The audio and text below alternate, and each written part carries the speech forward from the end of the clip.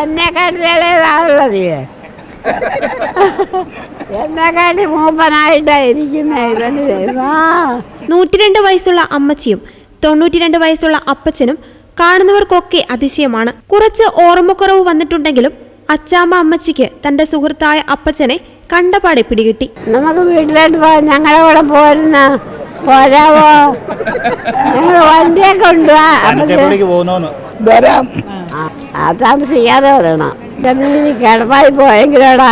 കുശലാന്വേഷണങ്ങളുമായി അച്ചാമ്മ അമ്മച്ചിയും അപ്പച്ചനെന്ന് വിളിക്കുന്ന ജോസപ്പച്ചനും കൂടി പള്ളിയിൽ ചിലവിട്ടങ്ങനെ നേരം പോയതറിഞ്ഞില്ല. പള്ളി വിട്ടിറങ്ങുമ്പോൾ പോരുന്നോ എന്റെ കൂടെ എന്നൊരു മാസ് ഡയലോഗ് അടിക്കാനും അമ്മച്ചി മറന്നില്ല.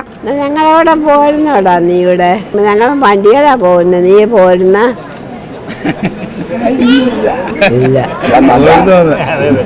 ഒരു ദിവസം